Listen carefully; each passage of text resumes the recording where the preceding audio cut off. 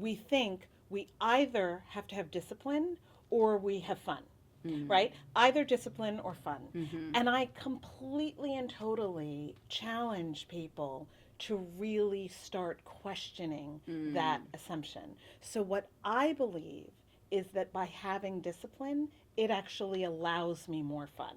Today, I am privileged and honored to have an incredible actress, entrepreneur joining us.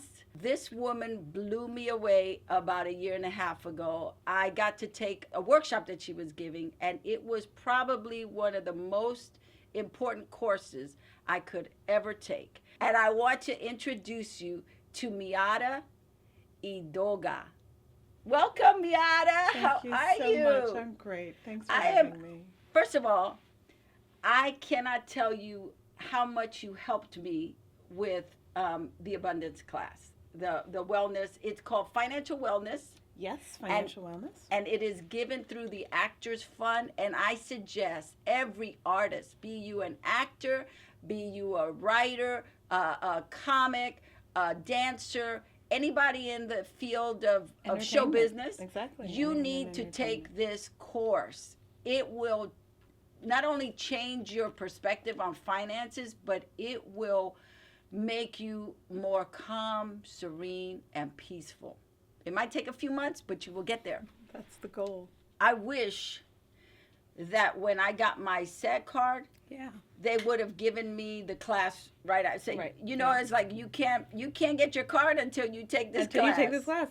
Lydia, I feel the same way. I mean, I wish that I'd received financial education in high school, frankly, but definitely in college, at the conservatory. But yes, when we get out here and we start pursuing professional careers, this is what we need. Yes, especially in arts, because I think in most fields, people are a little bit more prepared because it's they're practical careers. Yeah. So it's funny. I don't actually think it's that they're more prepared. It's just that, let's face it, it's a little bit easier. Do you know what I mean? Like, financial education is important for all of us, right? But if I get a paycheck every week, then if I'm relatively smart about how I'm spending, I'm probably going to be okay. But for artists whose income we know is like this, we need financial education more than anybody because we don't have to just manage our money. We have to manage it brilliantly, you know. Amen. Yeah. Where are you from, first of all? Okay, so I was born in New York and I was raised in New Jersey, but I'm actually the first generation in this country. So my father was born and raised in Nigeria, and my mother is from Panama. What made you decide you wanted to be an actress? It's funny because I definitely didn't really grow up thinking that this is what I would do, that I would be an actor.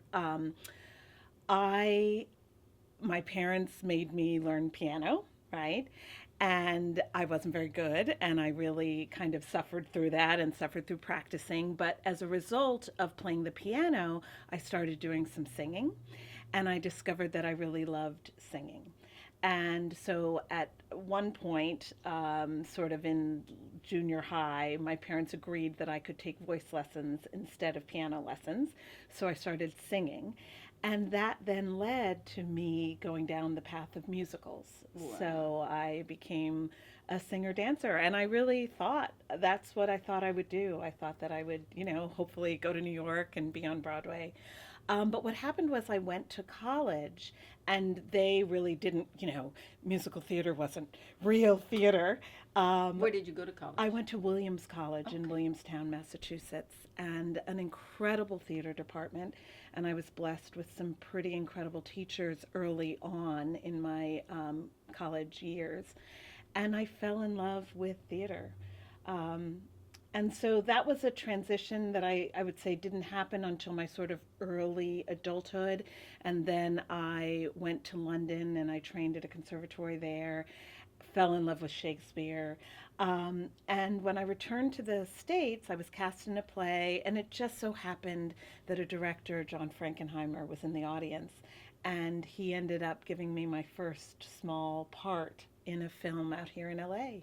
And so I came out, played that part, and I actually ended up meeting my husband on the film and Wow. married him 3 months later, and that's a whole other story. How fantastic. Yeah. And so you're now in Los Angeles. Mhm. You're now pursuing your acting. How are you surviving? Right. So that was where kind of, the, what is it they say, the rubber meets the road, or um, I I don't feel like I had this fantasy thinking. I knew I was going to have to work hard, but I just wasn't prepared for how to make a living, right? And so what happened for me was that I realized pretty quickly that I wasn't working enough as an actor to pay my bills. But so I started getting day jobs, right? And it starts with one day job, and then that turns into 2 day jobs. And for me, at one point, it actually was 11 part time jobs that I had at one time. Here's where you sound Caribbean. Right? Here's where you sound Caribbean. I had to take 45 jobs. Exactly. Because if you're not working a lot, you are not working. You're not working. And I did. I'm I had laughing because 11 jobs. my father was Puerto Rican. My mother was from St. Thomas. So it's that Caribbean mindset of you have to have jobs. Yeah. You have to pay those bills, right?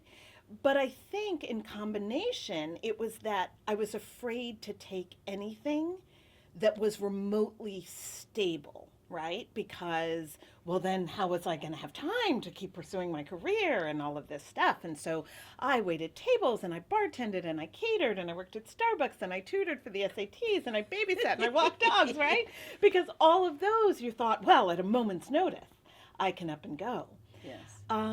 But I really ended up just exhausted and honestly, Lydia, still broke, right? And so I was working all the time, but these jobs, it's like you can never count on how much you're going to earn, and a shift gets canceled or a student cancels, and they're not high paid jobs, and maybe you'll have good tips one day and then really bad tips the next week. And so I was really, really struggling, and I got into a lot of credit card debt. I really hit a place that I would describe as rock bottom, where I felt like if I couldn't get a handle on my finances, I was going to have to quit. I mean, it was massively negatively affecting my pursuit of an acting career. So what was your hitting bottom moment? So I think there were a couple. The biggest thing that happened that I've shared, a number of times in classes and things is that I actually nearly missed a curtain to a show that I was in. I was cast in a musical down at the Redondo Beach Civic Light Opera. And I was also at the time waitressing at a hotel restaurant in West Hollywood. And the upshot is that I should have had plenty of time after my shift ended to get down, but to the show. But my replacement didn't show up, and the manager, Welcome to Hollywood. right? The manager made me wait for someone, and I didn't feel that I could just walk away because I really, really needed the money that I'd earned from that shift. And so I ended up getting to the theater 8 minutes before curtain. And that was truly, truly terrifying. Like any actor knows, an audience, I nearly missed a curtain. I mean, affecting an entire production because I was so out of control in terms of my finances. So that was, yes, my replacement didn't show up and the manager at the restaurant was horrible, but that was 100% my responsibility. And so that was pretty devastating. And it was the place where I realized I had to make changes, or I had to stop pretending that I was really seriously an actor. So what did you do after the show? I cried. Yeah, I cried a lot. I really did. I really think that was probably like a nervous breakdown. I cried for days. But then I just decided I had to figure it out. And I am a determined person. I think, I see this in you. We're driven, right? We're going to make things happen. Mhm. So once we can wipe the tears, it's like, what's next, right? So I decided I had to learn. Like, Mhm. I had to figure this money thing out. And I started reading books and I started taking every free class I could find. And ultimately, I found some teachers that I feel like really changed my life. Mm. And I, And we are so grateful to those to those teachers teachers, because right? they have made it possible for you to give your program to hundreds, if not thousands, of actors. Yeah, yeah. And whew, No, that's it's good. true. They started it. And I got just super serious about my financial education. And, as I learned, and I worked with one coach in particular who then, because I was able to make changes in my life and start paying back debt and all of that stuff, they ended up asking me if I wanted to train to Mm. coach for their company. Mhm. And so that was the beginning of, oh, I could not only understand this for myself, but I could start to help other people. Yes. And then I coached for their company for maybe a little bit more than 2 years. And then I decided to start my own company and Abundance Bound. Abundance Bound. And AbundanceBound.com. yes, thank you. And I started Abundance Bound specifically to help actors, artists, and creative professionals. So now you started your own company to help actors and artists. Mm-hmm. So how did you get to the Actors Fund? Well, so Abundance Bound is now, I think in April, will be 16 years old. I know, which Wow. is just crazy. So basically, you know, I started it just prior to having my daughter. And so what happened was just about 6 years ago. So we were already about 10 years old. Someone from the Actors Fund had heard me speak at another event, and they asked whether I could, come speak at the Actors Fund. And so I did that, and then, they asked if I could maybe just teach a 4-week workshop, and I did that. And then we negotiated, and I uh, developed a contract with them to deliver a certain amount of classes, and they license the Abundance Bound curriculum. And yeah, so I've Fantastic. been now partnered with the Actors Fund for almost 6 years. So, two-part question. The first one is if there are any schools out there that would like to take up the curriculum, Yes. what is the. So that's what's great, right? Is that the Abundance Bound curriculum, there is a set curriculum that other people who would like to use it can license Mhm. that curriculum. Mhm. And then we have a process where either we can come in and teach it Mhm. to their people, or we can come in and train their people to Mhm. teach it, right? So that's one thing. Or people can simply not license the curriculum, but simply hire Abundance Bound to come in and teach workshops for them, or do some coaching for their clientele. So it allows organizations to focus on what they do best and let us, this is what we do, it's what we've done for 16 years, let us help them bring financial education to their clients. Again, that is AbundanceBound.com. In case you guys need it, I know there's so many people out there that do. Please contact Miata because this really will change people's lives. So now that we've been talking about Abundance Bound and how you, as an actor, out of necessity, founded this, now I want to talk about your business. Right. You. You're married Yes. and you have two children, Yes. a girl 15 and a boy 10. You act, you do this curriculum. How do you balance life and still have a smile on your face? Right. That's a great question. So, first of all of those things that you just mentioned, all of them bring me joy, right? So I think that's, yeah, like that's the first part. Like, we are people who are up to a lot. And that's great. To me, it's what keeps life exciting. Sure, sometimes do I get overwhelmed or stressed out? Absolutely, right? Like anybody. But I do feel that while my life is incredibly busy, it's incredibly busy with things I love. So that's how I do it and keep a smile on my face.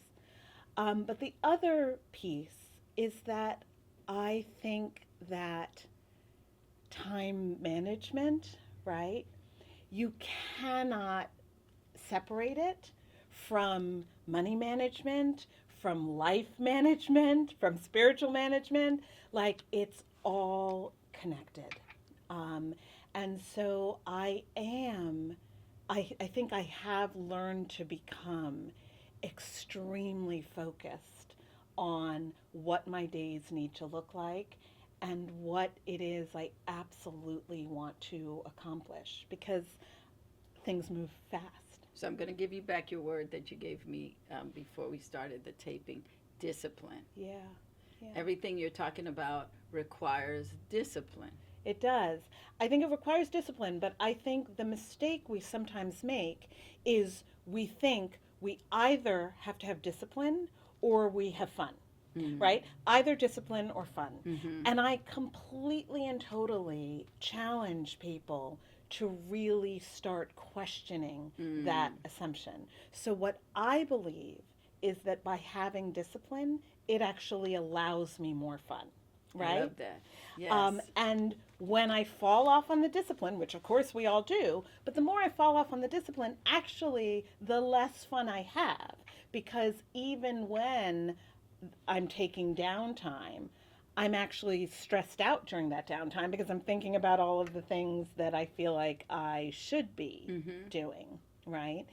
So by discipline, I don't believe that means we are all becoming robots and Miata goes from, gets up at 6 a.m. and at 6:15 she does this and then at 6:25. Like, it's not that. It's just that I have real awareness of what my days look like Mm-hmm. and where the pockets are that I can do the things that matter to me.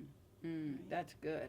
Um, I want so in keeping with the discipline and the fun. How do you replenish your well? In the Artist's Way book, which is like one of my favorite resource books for art, one of the things that Julia Cameron talks about is replenishing Yes. your creative well. So you're an artist 1st Mm-hmm. and then an entrepreneur. Or, well, I don't know. Is that true or Well, not? I sort of feel like I just see myself as these are all facets of who I am. I am an artist, I'm an entrepreneur, I'm a mom, I'm a wife, I'm a friend, I'm a citizen, right? So I I don't necessarily feel that I rank them in Mm-hmm. any particular way, but I try to acknowledge that these are all really important parts of me. So, how do I replenish the well? Well, first of all, I actually I believe that at my core I am an introvert, and so I do need to find time where I'm really by myself. And I'm very fortunate in that my husband and my children really understand that and respect that about me. And so they are very much willing to give me that time every week, some period of time that is just, I'm just by myself. Um, and then there are other things. So, for instance, my acting class, that fills my well. Reading novels, that fills my well. Exercising, having lunch with girlfriends, spending time with my husband. So So all of those things just have to get incorporated Mhm. into Mhm. the schedule. And I guess what I feel like is if you looked at my to do list Mhm. today versus my to do list 15 years ago, you'd laugh because my to do lists have gotten significantly shorter, right? Because I'm just far clearer and far more focused on what's possible in my life. So I don't try to start every day with a list of 20 things to do. I really try and start my day with a list of three Mhm. things to do. As we're talking about filling the well, I also want to talk about um, what kind of reference books would you, for finances, Mm. would you say to someone who's watching right now that's not in LA, that can't come and attend the workshops, but really wants to make the effort to clean up their financial situation as an artist? Right. So, first of all, that is really what Abundance Bound is for. Like, our contract with the Actors Fund is wonderful for people who happen to be in Los Angeles or New York, right?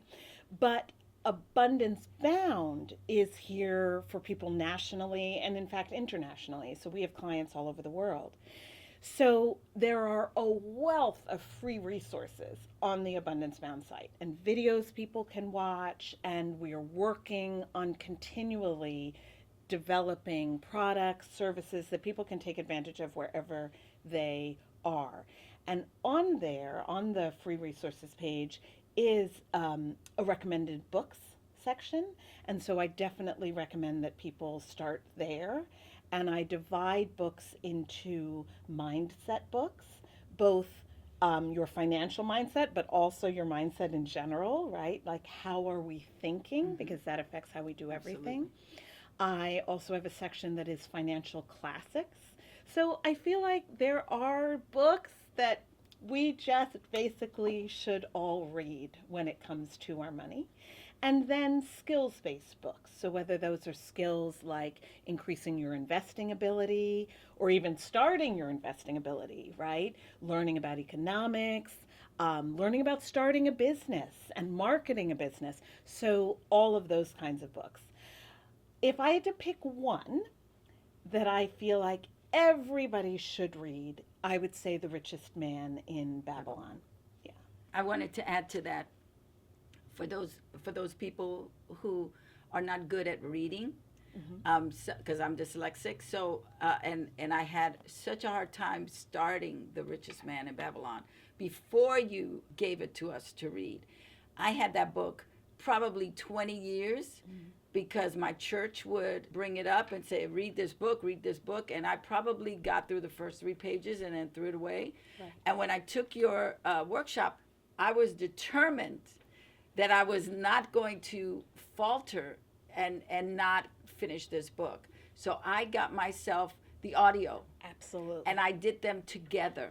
And so I would say to those people who have learning disabilities of any sort, if you can take the book and the audio and do it together, it is powerful. Absolutely. And so, what I love about The Richest Man in Babylon is, first of all, because it's such a classic, if you if you Google Richest Man in Babylon PDF, you can actually download it and read it on your computer. But also, if you plug Richest Man in Babylon into YouTube, you can hear it read to you. So you can hear the audiobook 100% for free. I think, Lydia, that that is absolutely using audiobooks is something I highly recommend because we spend a lot of time in our cars or exercising or whatever, right?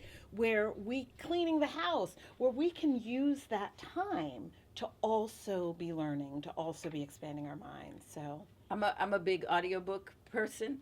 Um, and I listen to it in the car all the time. But I find sometimes that when you're studying something that you really need to get, that you need to just sit down and focus. yeah. Because sometimes when we're driving, we're listening, we're not, there's a car in front of us, we're not listening, or we're in our house, we're doing stuff, we're listening. And I'm always doing that, but I also know that there are times when everything gets shut off and I am committed to whatever that is. If I'm reading a book, I really try to get the audio because that helps me the best. It sometimes when I'm reading, I might miss something. But if I'm reading and listening to it at the same time, especially for those who have disabilities in learning, Right. there's no shame in that. It's just knowing how to utilize the tools to your advantage. So that helps me a lot. Absolutely. And so I just wanted to point that out because sometimes I notice people will not go the next step because of they have a shame about something. Right. And it's usually about they don't read well or they have ADD. I mean, they have a whole list of why they can't do it. And my thing is, I get that you have this list. Now, how can we combat that list? Absolutely. So I just Absolutely. wanted to bring that out. And so now I want to talk about Miata, the actress. I really want to celebrate you as an artist, and I want to talk about what kind of roles do you like to do? Oh, so I am incredibly passionate about drama. I enjoy doing comedy, but that's not where my heart is. I love playing strong female characters, lawyers, um, judges, teachers, therapists, women who are in whatever way, making an impact in the world. If you could do one role that's already been out there and just take it and make it yours, what would that role be? Oh, wow, that's such a great question. So, I mean, obviously in the theater, there are a ton of roles that I would love to play, but because my the kind of career, like I would love to be working on a nighttime drama. So in terms, What drama? I Tell know. me. So Tell me that's what the drama. Let's question, talk right? about. Let's talk about what drama. Yes. Um, I mean, there's so many great ones, right? Like to play a role on Homeland, for instance, right? To work with those kinds of actors, that level of talent. But I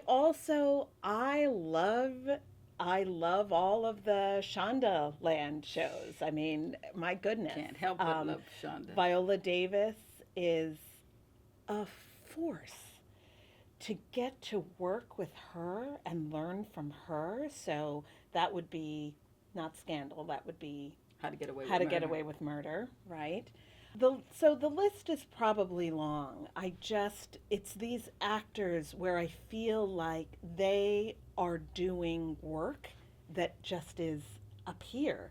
And I would love to have the opportunity to engage with them, to learn from them, yeah. Awesome.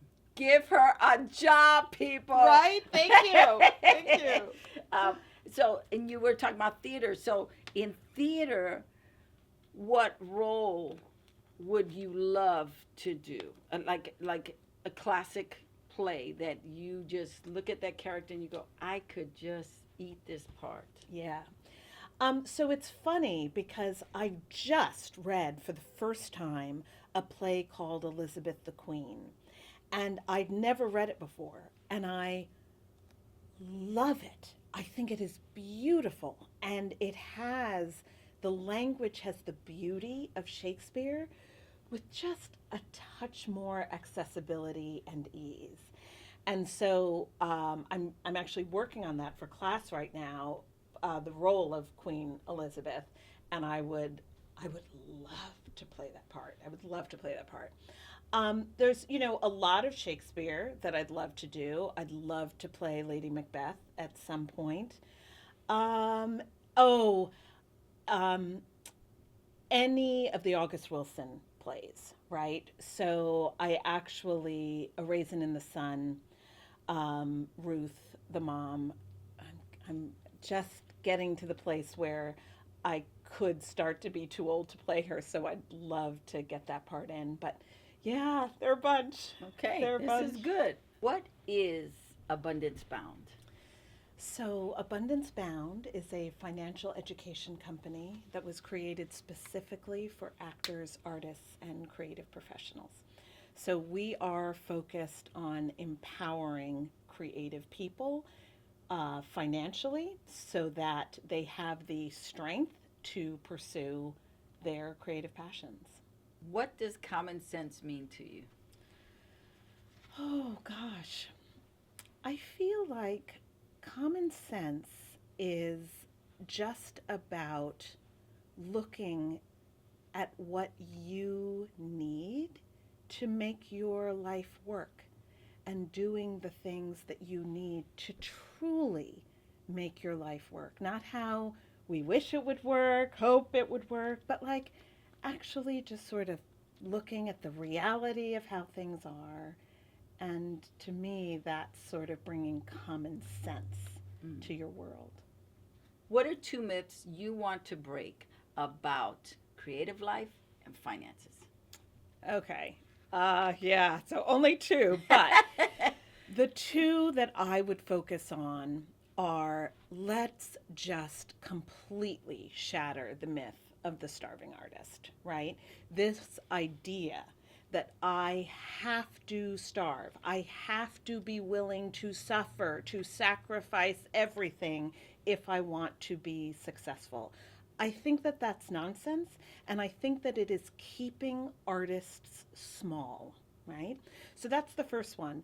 Tied to that is the idea that our money is separated from our art, right? That I'm over here focused on my art, and therefore this money thing has to be something just in the background because I don't want it to distract from my art, right? They are inextricably linked. And so rather than seeing money as this thing that I don't want to deal with or I have to deal with, see it as what actually supports everything that you love. Not just your creativity, but your family, your relationships, your ability to make a difference in this world. So, our relationship with money has to be one that we treasure and value because by valuing it and treasuring it, we are also valuing and treasuring our Hmm. art, right? Ah, okay, that just hit me. As a child of immigrants, Hmm. what ethics did your parents teach you that you still use today to center yourself? You know, my parents, their story is an incredible one because both of them really came from such hard conditions and came to this country and built not just futures for themselves but for future generations.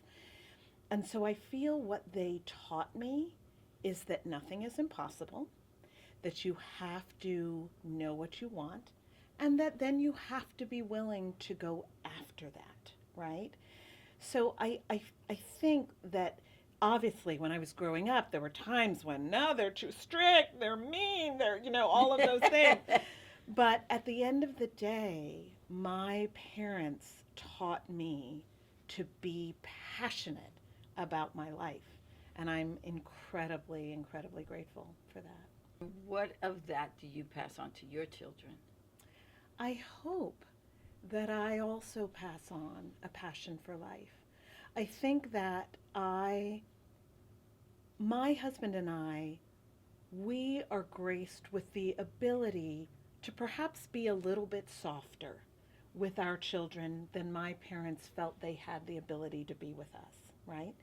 But even with that, I think that ours is a household of warmth and support, but excellence. We do encourage and expect excellence from our children, and I hope that that's what we are, passing Mm-hmm. on to them. Mm-hmm. How do you balance artist, entrepreneur, mother, wife, Yeah, friend? friend, all of that, right? So you may remember in class, I'm a big believer in really identifying the different zones in your life. the different, we can call them zones, life categories, areas of attention. But rather than just, right, I used to have a long list of things to do, but right up there with make follow up calls to agents would be do the laundry, right? And so the problem with that is that I would always do the things that didn't scare me, right? The things that maybe kept the house super tidy but weren't advancing my career. So that's the first thing, is that I really create the zones in my life. And so abundance bound is a major zone for me. My finances are a zone, but my house and home and all of that is also a zone, right? And I try to always be clear about making sure that I'm actively giving energy to each of those things. And that may mean, right, that in my acting zone, what is the one project right now that I'm focused on? In Abundance Bound, what is the one project that I'm focused on? Because if I have 12 projects in Abundance Bound, then acting will suffer, my family will suffer, right?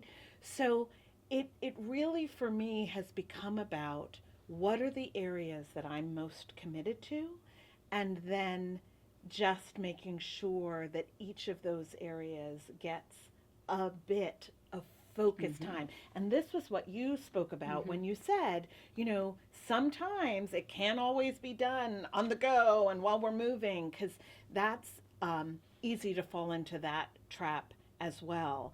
I'm reading a book right now called Deep Work by Cal Newport, and I'm really trying to say, okay, if my acting is getting 2 hours right now, it needs to get 2 focused and complete hours. That means no phone, it means no internet, it means no distractions at all. What am I working on in my acting career? If we do things that way, then even though we may only get small pockets of time, those pockets of time will be powerful. I agree. Yeah. Especially for those of us who are multitaskers. Yeah.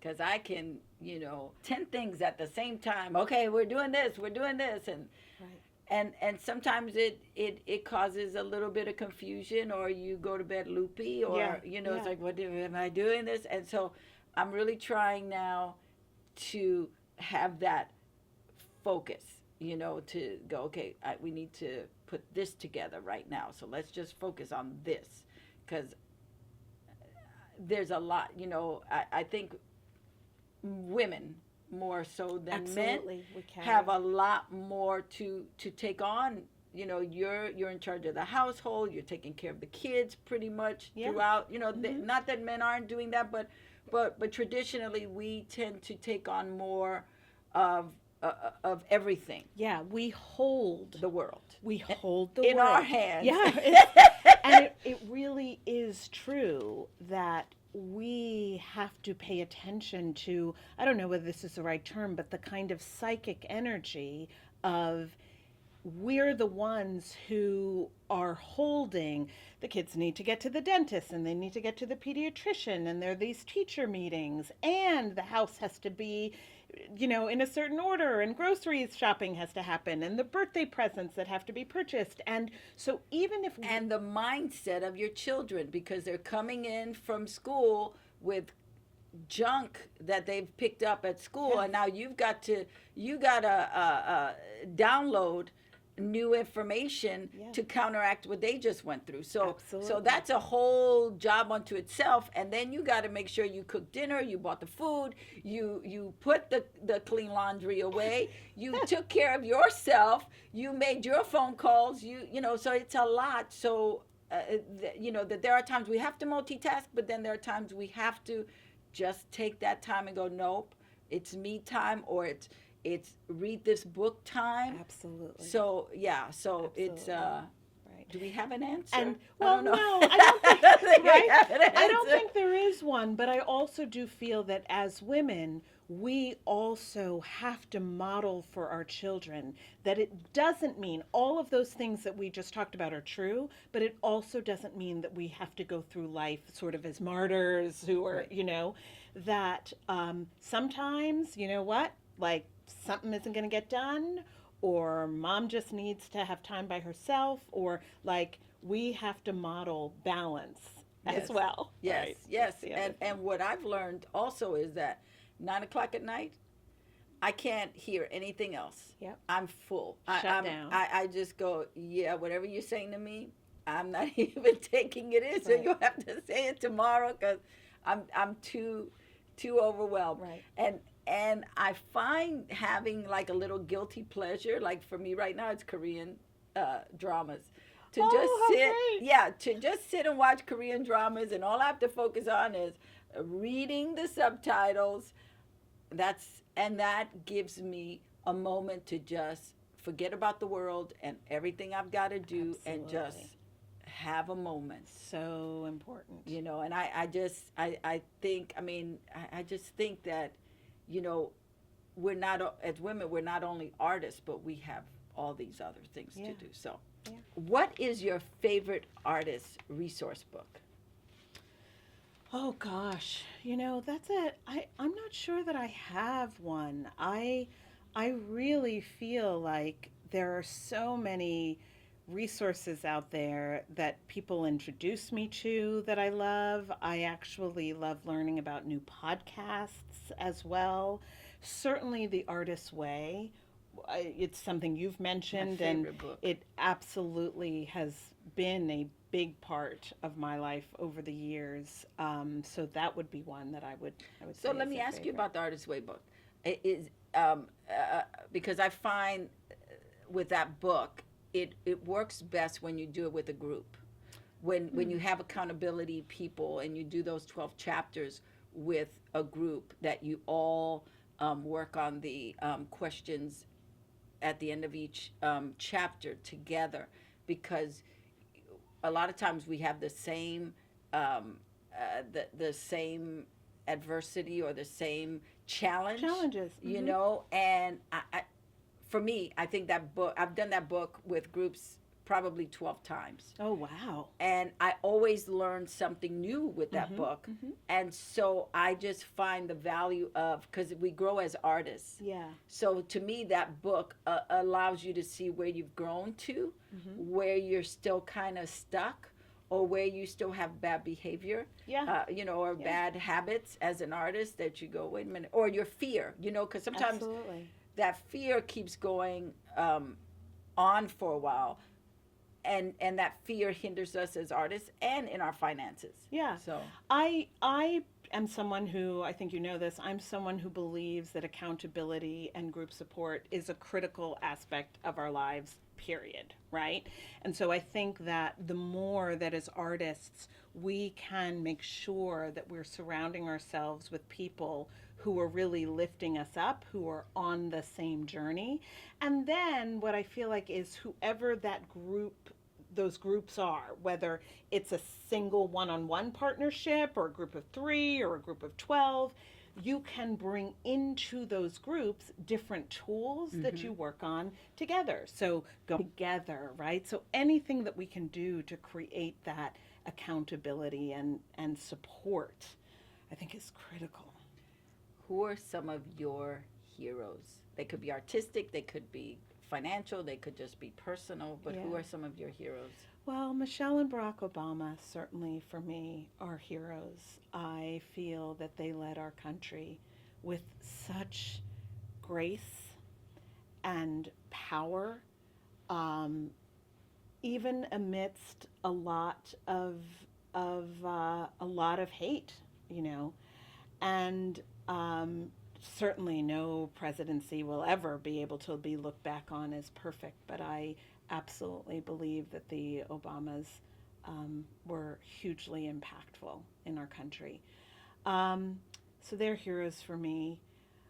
Artistically, um, I have many. I mentioned Viola Davis, Meryl Streep. I mean, come on, the level of genius in her work and commitment.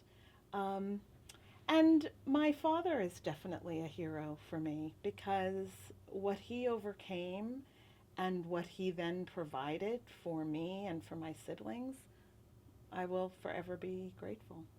I want to know what your pet peeve is as an artist. Um, I think, I probably have a couple, but the biggest one for me is just like complainers.